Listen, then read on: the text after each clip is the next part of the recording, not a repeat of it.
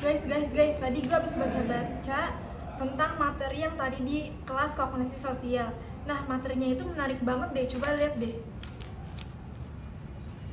Oh, materi tentang teori perkembangan moral Kohlberg itu ya? Iya bener banget, karena materi ini tuh aku tuh jadi ngerti gitu gimana caranya kita berpikir tentang moral dan gimana caranya kita mengambil keputusan yang benar.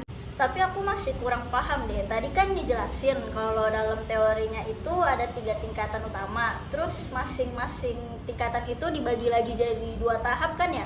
Nah, benar. Jadi yang pertama itu ada tahap prakonvensional, yang mana di tingkatan itu masih belum memahami konsep moral yang abstrak. Jadi, keputusan individu itu didasarkan pada kepatuhan dan hukuman atau keuntungan pribadi. Contohnya itu kayak, hai Cika, lagi sibuk apa nih? Ini aku lagi ngerjain tugas tentang pengambilan keputusan individu. Tadi aku baca kalau misalnya banyak keputusan yang diambil berdasarkan kepatuhan dan hukum. Kalau kamu sendiri pernah nggak sih bikin keputusan karena takut dihukum? Oh, sering banget sih Kak. Misalnya aja waktu aku nyelesain tugas kuliah, kadang tuh aku ngerjain tugas kuliah itu bukan karena deadline. Bukan karena deadline jadi aku rajin, tapi karena aku tuh nggak mau kena sanksi dari dosen. Kalau tugas telat kan kamu tahu sendiri, biasa tuh nilainya suka dikurangin. Bener juga ya, aku juga sering kayak gitu. Terus aku jadi mikir deh, gimana kalau misalnya nggak ada hukuman? Menurut kamu kita bakal masih tetap disiplin atau enggak sih? Nah, itu dia. Mungkin beberapa orang tetap disiplin karena mereka punya motivasi internal yang kuat. Tapi banyak juga kok yang perlu hukuman sebagai pengingat. Soalnya hukuman itu kan sering jadi motivasi yang kuat. Oh, aku juga setuju sih. Tapi menurut kamu ada nggak cara lain supaya kita tetap patuh tanpa harus ada hukuman? Ada, salah satunya itu dengan memberi penghargaan buat yang patuh. Misalnya, di kampus kita itu kalau ada penghargaan untuk mahasiswa yang rajin dan disiplin, pasti banyak yang termotivasi. Oh ya, bener juga tuh. Makasih ya Yasmin atas diskusinya. Sama-sama Cika. Edin, tadi aku melihat HP ketinggalan di parkiran belakang. Aku sempat mikir buat ngambil, tapi akhirnya aku nggak yakin harus ngelakuin apa. Tapi sekarang HP-nya masih di parkiran atau udah sama kamu, Sin? Ini Din, HP-nya udah sama aku. Kayaknya sebaiknya kamu harus nyerahin HP itu kepada pihak berwajib deh, Sin. Atau kamu udah coba nelpon salah satu nomor di HP itu. Kalau kamu ngambil HP itu sama aja kamu dianggap sebagai pencuri. Kalau gitu aku nggak mau dianggap orang lain sebagai pencuri, Din. Mereka bakalan kecewa sama aku dan akunya bakal nyebabin masalah besar. Betul, Sin, dengan kamu menyerahkan HP itu, kamu akan dianggap orang sebagai pribadi yang jujur dan dapat dipercaya. Oke, Din, aku akan langsung menyerahin HP ini ke pihak yang berwajib. Nah, di tingkat kedua yaitu konvensional juga terdapat 2 tahap, yaitu keserasian interpersonal dan konformitas, serta otoritas dan pemeliharaan aturan sosial. Contohnya itu kayak, Kamu lagi latihan apa, Cik? Ini aku lagi liatin lingkungan sekitar kita. Aku merasa prihatin deh, soalnya banyak sampah yang numpuk. Ini kan bukan cuma ngerusak pemandangan, tapi juga mencemari lingkungan dan membahayakan kesehatan. Aku setuju tuh, kita tuh harus melakukan sesuatu untuk mengatasi masalah ini. Tapi aku nggak yakin nih, apa sih yang bisa kita lakukan? Menurutku kita bisa sih mengadakan pertemuan warga untuk membahas masalah ini dan mencari solusinya bersama-sama.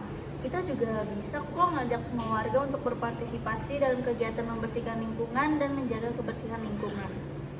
Nah, itu dia yang bagus. Kita juga bisa menghibau warga untuk mengurangi penggunaan plastik dan mendaur ulang sampah. Kita juga bisa bekerja sama loh dengan pemerintah setempat untuk menyediakan tempat sampah yang memadai dan jasa pengangkutan sampah yang teratur. Nah, bener tuh, kita harus bekerja sama dan saling mendukung untuk menciptakan lingkungan yang bersih dan sehat. Kita semua kan bertanggung jawab untuk menjaga lingkungan kita. Sin. Ada yang mau aku omongin deh sama kamu tentang teman kita Yasmin. Aku kemarin lihat Yasmin pas UAS, dia nyontek dari catatan kecil yang dia bawa. Tapi aku bingung harus laporin dia atau tidak. Bagaimanapun kan dia teman kita, Sin. wah itu masalah yang cukup serius sih, Din. Kamu tahu kan kalau nyontek melanggar aturan universitas? Iya, aku tahu. Tapi kalau aku melaporkan Yasmin bakal terkena sanksi berat.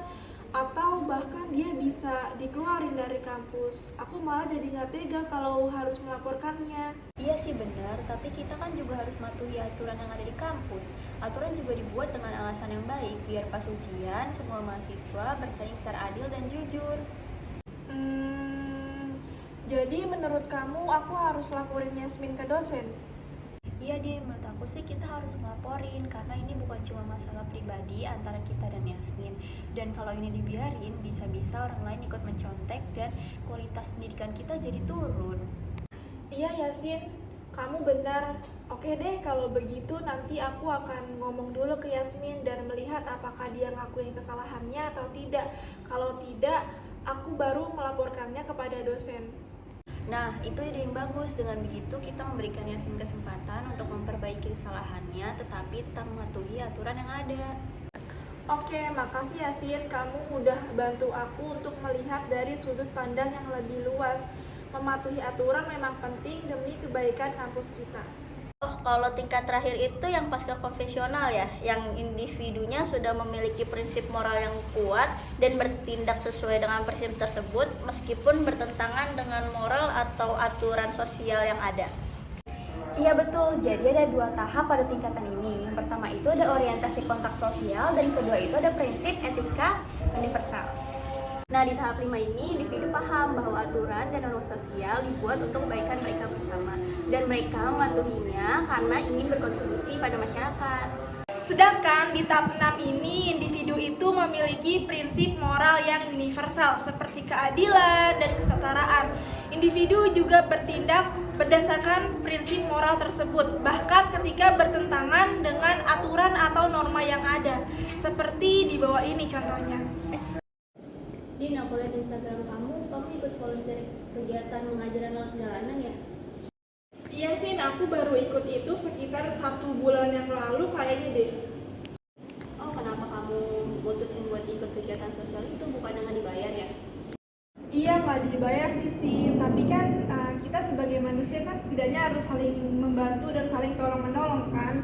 Jadi aku bisa membantunya itu dalam hal pendidikan agar anak-anak jalanan itu dapat merasakan bagaimana rasanya belajar. Setidaknya juga mereka dapat menulis, menghitung, dan membaca agar mereka juga tidak merasa ketinggalan dari teman-teman sebayanya.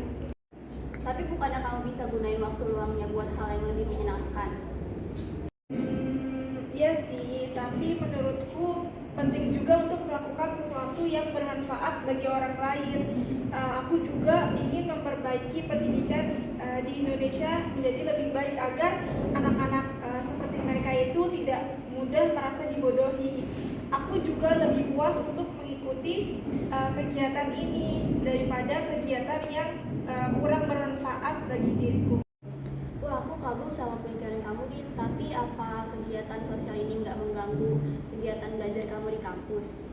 Enggak sih, jadi volunteer ini hanya di hari weekend, bisa Sabtu atau enggak Minggu. Justru dengan aku mengikuti volunteer ini, aku lebih termotivasi lagi gitu untuk giat belajar, dan aku juga jadi lebih bisa memanage waktuku. Kamu benar, Din. Kadang pengalaman yang kita dapat di luar bisa memberikan pembelajaran yang luar biasa yang nggak kita dapati di kampus. Ya sih, kamu benar. Lumayan kan pengalaman ini bisa aku masukin di CV aku. Cika, tadi kan aku belajar tentang prinsip etika universal di kelas. Kamu tahu nggak tentang itu? Sedikit sih, itu tentang aturan moral yang berlaku untuk semua orang kan ya? Iya benar, contohnya itu seperti nggak berbohong, nggak mencuri, dan menghormati orang lain. Prinsip-prinsip kayak gini nih yang seharusnya berlaku di mana aja. Oh, jadi meskipun kita beda budaya atau negara, prinsip-prinsip itu tetap sama ya? Nah, itu tujuannya. Misalnya kejujuran itu dianggap baik di semua budaya. Menarik juga ya kalau misalnya semua orang bisa mengikuti prinsip-prinsip ini, dunia pasti jadi lebih baik. Setuju banget, makanya penting banget kita tuh pelajari dan pahamin hal ini supaya kita bisa hidup lebih harmonis dengan orang lain. Oh bener juga ya, makasih Yasmin penjelasannya, aku jadi lebih paham sekarang. Oh jadi seperti itu ya, terima kasih teman-teman, sekarang aku udah paham. Iya, sama-sama. Sama-sama.